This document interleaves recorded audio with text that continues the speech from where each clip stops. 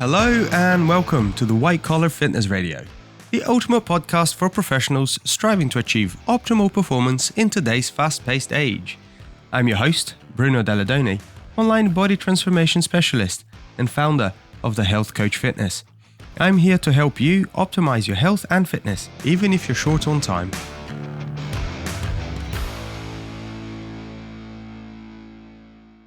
What's up, everybody? Today, we're having a little bit of a different episode.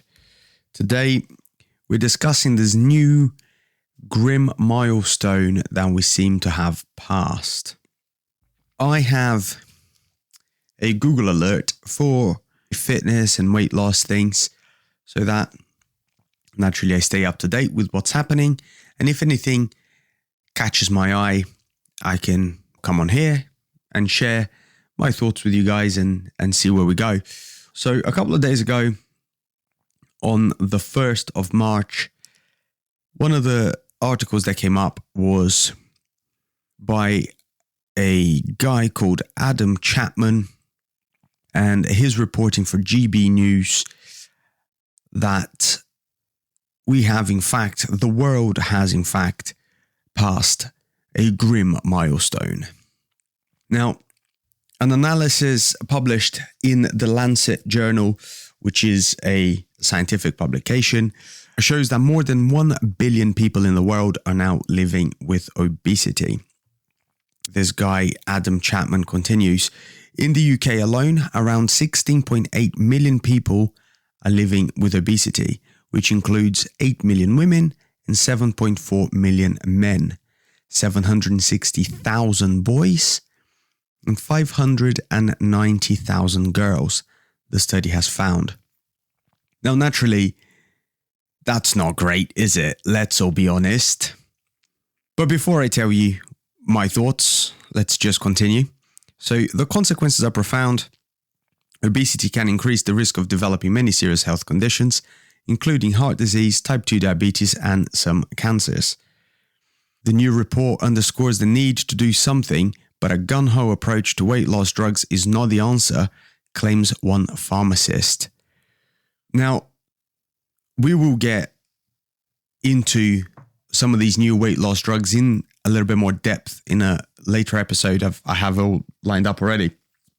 But I think it's worth us just having a think. Often, whenever we see these reports, they always inevitably bash the weight loss drugs. Now, like I say, pros and cons, we won't go into it just yet, but I think it's worth us just having a think. 1 billion people, so that's literally 1 in 8 in the world is now clinically obese.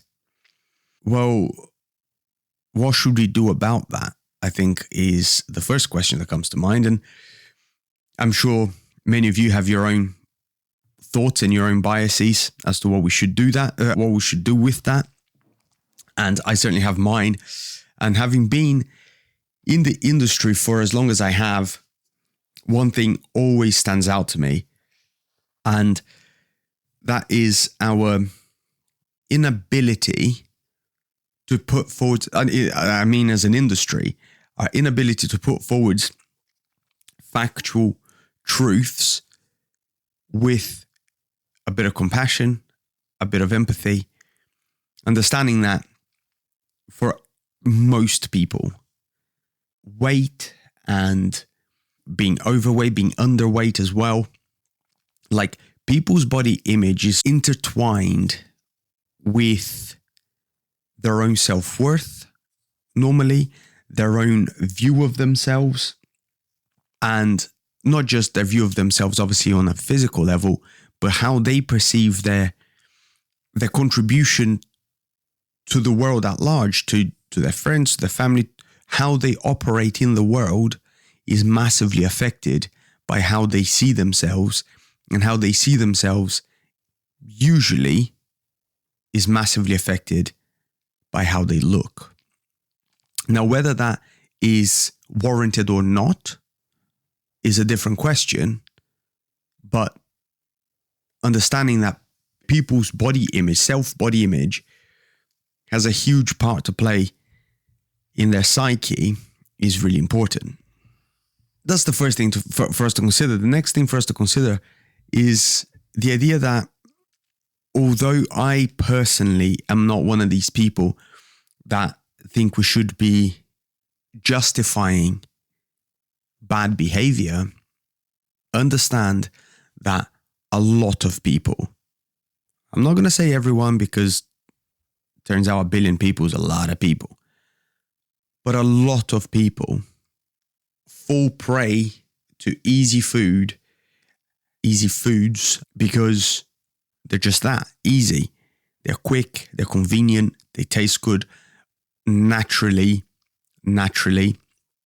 foods have to some degree become more palatable over time, more calorie dense, because turns out fat and sugar combined makes for delicious goodness. Cake and chocolate and donuts. And these things are obviously so readily available these days, and they are so convenient. Now, there's also a weird phenomenon that happens.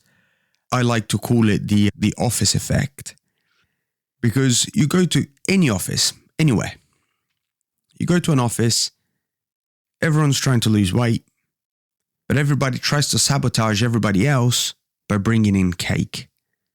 What is that all about? It's weird, but it happens everywhere.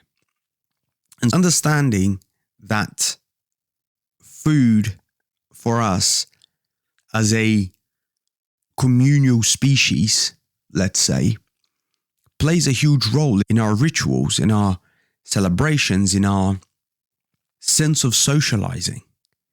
Now, because foods have become more available, more calorie dense, and more hyper-palatable, it combines to make for 1 billion people being obese, obviously.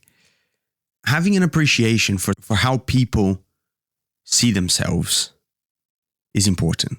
Having an appreciation for the fact that food is so readily available and we use it to bring us together as people is important. That doesn't excuse poor choices. Now, I'm not going to sit here and preach about you should be doing this or you should be doing that.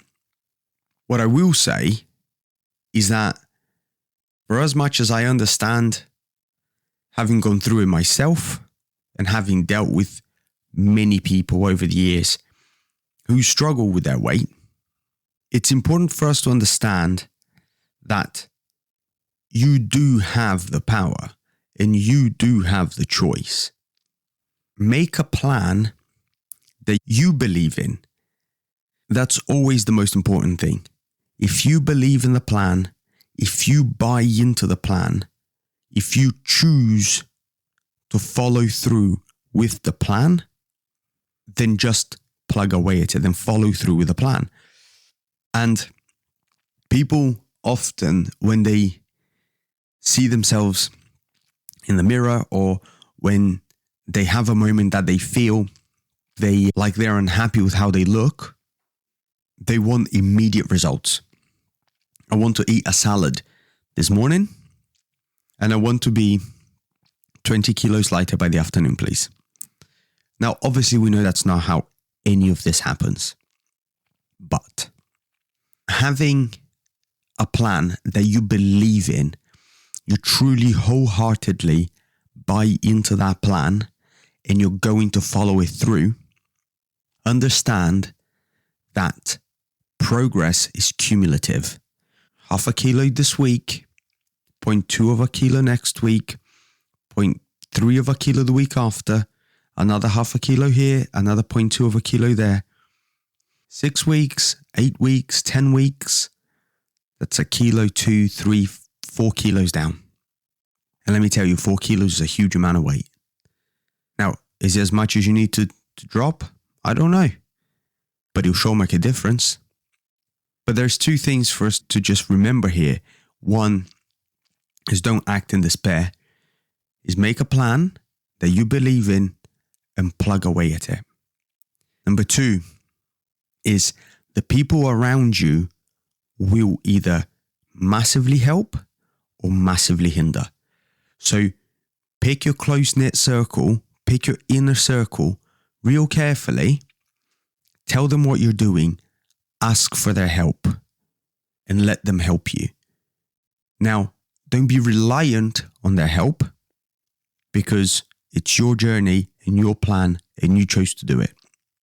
But it's much easier if you're not having to cook dinner for yourself and for your husband, because he doesn't care, he's going to eat something different. If you can cook the one dinner that everybody's happy with and is going to get you to your goal, it's the way to do it. It's much easier if you can hang out with that one friend at work during lunch who knows what you're doing and is supportive, than having to go and have a couple of beers or a couple of wines at lunch, whilst everybody else is also having a massive burger or some pie and chips for lunch. Making sure that you have a framework in place that supports your goals and your plan will make a huge difference. Now, do I believe that we're going to reverse this obesity crisis? Because let's be honest, 1 billion people is a lot of people. And honestly, no, I don't think so. And the reason I don't think so is because 2 things. One, we've obviously reached the pinnacle of empathy, and we are now telling people who are in fact obese that they are beautiful just the way they are. And listen, fine. If you're into that, sweet. But let's not pretend it's healthy. All right? Because it clearly isn't. So that's number 1.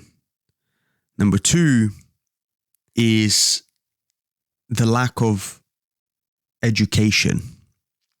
We don't, it's my opinion, that we don't focus enough on teaching kids, young kids in school, the benefits of good nutrition, actually evidence-based nutrition, not the crap that the government pushes, but actual, real, science-backed nutrition from a young age. We teach kids food technology. Why not teach nutrition? But then that goes to a bigger talk about school curricula. We still don't know how to do our taxes, having come out of school. So there's also that. But having a bit better education in terms of nutrition, having a different mindset towards nutrition.